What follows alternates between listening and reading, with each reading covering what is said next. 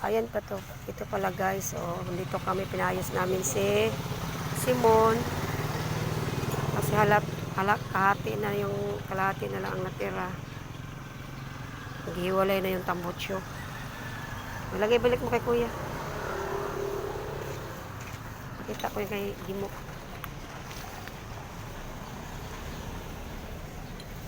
Dawis ng motor. Ang mana sa nagdadrive.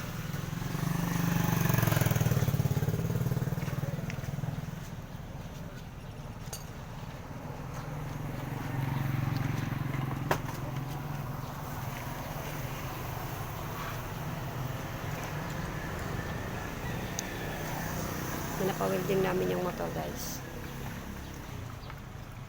Kondisyon ko para sa December, simbang gabi. Kondisyon si Simon. Puntang 13. Pero pupunta na naman yata akong 13. Ay, wala na ko yung battery sa akong relo.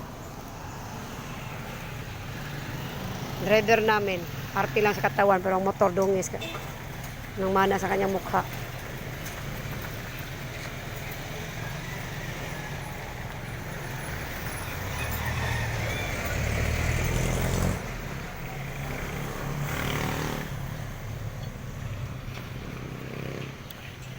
Nandito kami banda sa may pangalawang tulay guys. Nag-aantay kami ni Simon.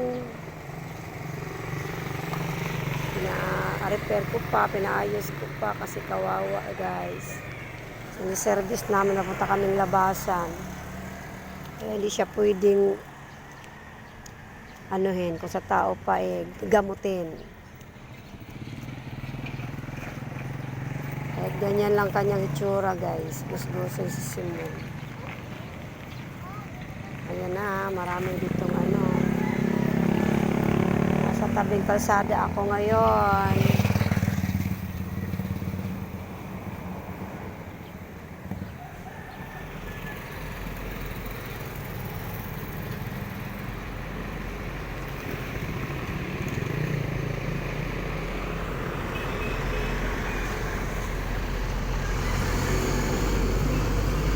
Alikabok.